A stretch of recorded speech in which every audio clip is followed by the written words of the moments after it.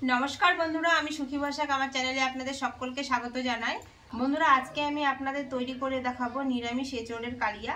तो आपनारा पुरो भिडियोटा स्किप ना करे देखते थाकुन, आशा करी खूब भालो लागबे। आर जारा नतुन बंधुरा एखन पर्यन्त आमार चैनेलटिके सबस्क्राइब करेननि तादेर काछे अनुरोध, प्लिज आमार चैनेलटिके सबस्क्राइब करे दिये आमार पाशे थाकबेन। निरामिष एचोड़ रान्ना करार जोन्नो कि कि उपकरण नियेछि आपनादेर बोले देब। निरामिष एचोड़ रान्ना करार जोन्नो एखाने आमी आगे थेके किन्तु एचोड़ केटे भालो करे धुए नियेछि परिष्कार करे। आर एचोड़ेर जे माने छोबाटा थाके सेगुलो किन्तु फेले दियेछि, शुधु जे मांसेर मतो थाके सेगुलो नियेछि आर ठुमु ठुमु करे केटे नियेछि। आर भेतरे जे एई माने खोसार मतो एगुलो थाके एगुलो किन्तु फेले दिते हय बंधुरा, ना हले किन्तु तरकारी कालो हये जाय। एटा आपनारा सेদ্ধ करार परेও फेले दिते पारेन किংবা আগেও फेले दिते पारेन। तो आमी किछु बेचे फेले दियेछि आर किछु आछे परे बेचे फेले देब। एगुलो फेले दिले तरकारी किन्तु एकदम कालो हय ना। आर एखाने একটা আলু নিয়েছি বড় মাপের ঠুমো ঠুমো করে কেটে, এক টুকরো নিয়েছি আদা, আর এখানে কিছু গোটা গরম মশলা নিয়েছি, শুকনো লাল লঙ্কা নিয়েছি 4-5টা, গোটা ধনে, গোটা জিরে, গোলমরিচ, লং, সাদা এলাচ, দারচিনি। বন্ধুরা প্রথমে আমি উনুনটা ধরিয়ে নেব মশলাগুলো ভাজার জন্য।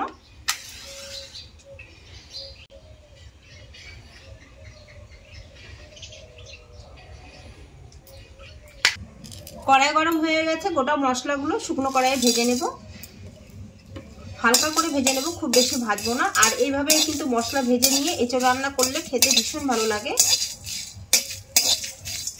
গোটা মশলাগুলো আমি হালকা করে ভেজে নিয়েছি, একটা প্লেটে তুলে নেব। এরপর কড়াইয়ের মধ্যে জল দিয়ে দেব।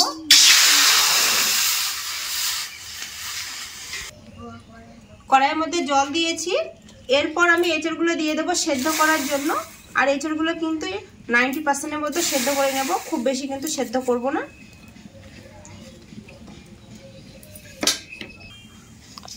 এরপর দিয়ে দেবো হাফ চামচের মতো লবণ, আর দিয়ে দেবো হাফ চামচের মতো হলুদ। এরপর একটুখানি নাড়িয়ে দেব। আর হলুদ দিলে কিন্তু এঁচড়গুলো কালো হবে না, সেই কারণে আমি এখানে হলুদ দিলাম। এরপর ঢাকা দিয়ে 5 থেকে 6 মিনিটের মতো সেদ্ধ করে নেব।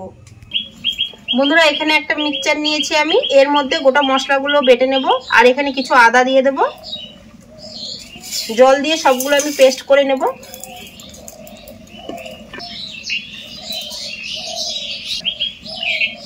এরপর ভালো করে পেস্ট করে নেব। মিক্সচারে আমি মশলা ভালো করে পেস্ট করে নিয়েছি। বন্ধুরা 5 থেকে 6 মিনিট পর ঢাকাটা খুলে নিচ্ছি আমি। এঁচড়ে কিন্তু সেদ্ধ হয়ে গেছে, আর এদিকে জলও শুকিয়ে গেছে এঁচড়ের। এই যে সেদ্ধ হয়ে গেছে, তো বেশি সেদ্ধ করব না। এখন আমি এগুলো তুলে নেব, একটা ছ্যান্তা দিয়ে জল ঝরিয়ে নেব।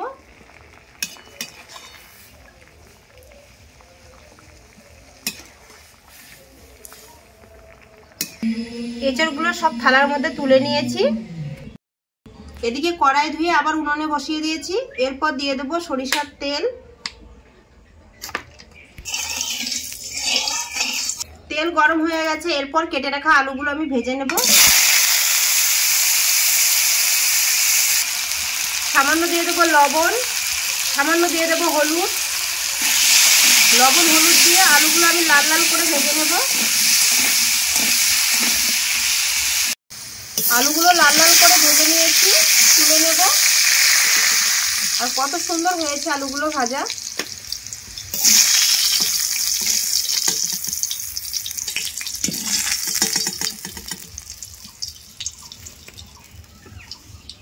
কড়াইয়ের মধ্যে আরেকটু তেল দিয়েছি, ওর মধ্যে দিয়ে দেবো একটা শুকনো লঙ্কা, একটা তেজপাতা, 1 চামচের মতো দিয়ে দেবো গোটা জিরে। জিরেটা একটু ভাজা ভাজা করে নেব। এরপর বেটে রাখা মশলাগুলো দিয়ে দেবো। ধুয়ে সামান্য একটু জল দিয়ে দেবো। এরপর মশলাটা ভালো করে কিন্তু আমি কষিয়ে নেব।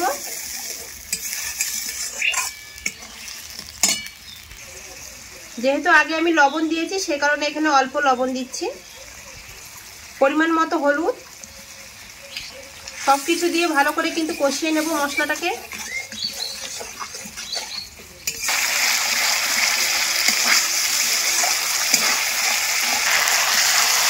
মশলাটা কষানো আমার হয়ে গেছে। এর মধ্যে দিয়ে দেবো আমি 2 চামচের মতো টক দই। টক দইটা আগে থেকে ফেটিয়ে রেখেছি।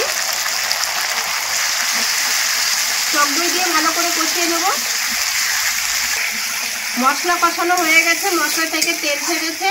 এরপর আমি সেদ্ধ করে রাখা এঁচড়গুলো দিয়ে দেব। এঁচড়গুলো দিয়ে মশলার সঙ্গে ভালো করে কষিয়ে নেব।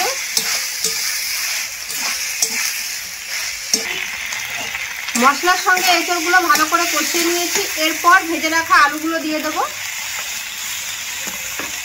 আলুগুলো দিয়ে আবার ভালো করে কষিয়ে নেব।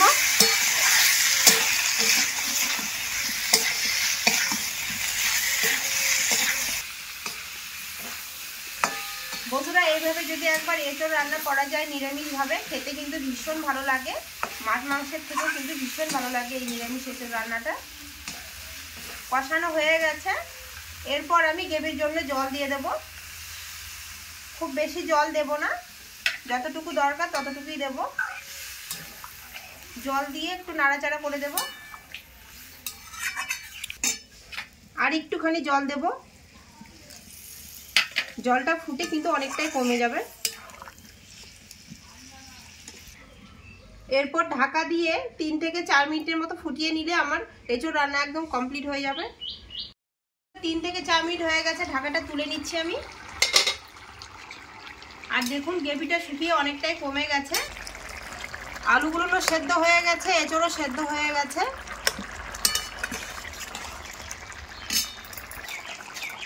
নামানোর আগে সামান্য একটুখানি দিয়ে দেবো চিনি। চিনিটা দিলে ব্যালেন্সটাও ঠিক থাকে আর খেতেও কিন্তু খুব ভালো লাগে, যেহেতু রান্নাটা নিরামিষ হয়েছে। নামানোর আগে দিয়ে দেবো 1 চামচের মতো গাওয়া ঘি। ঘিটা দিলে বন্ধুরা আরও টেস্টটা বেড়ে যাবে আর খেতে কিন্তু ভীষণ ভালো লাগবে। ঘি দিয়ে একটুখানি নাড়িয়ে নেব। এঁচড়ের কালিয়া আমার একদম রেডি আর একদম কষা মাংসের মতো হয়েছে। এঁচড়গুলো কিন্তু গোটা গোটা আছে, কিন্তু সেদ্ধ হয়ে গেছে খুব সুন্দর। এই যে দেখুন কি সুন্দর সেদ্ধ হয়ে গেছে। এঁচড় রান্না আমার কমপ্লিট। এখন আমি এটাকে বাটিতে ঢেলে নেব।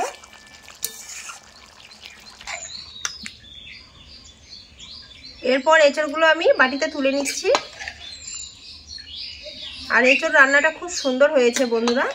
আপনারা কিন্তু এখন তো ভীষণ গরম, এই গরমের দিনে কিন্তু এইভাবে নিরামিষ এঁচড়ের তরকারি রান্না করে নিতে পারেন।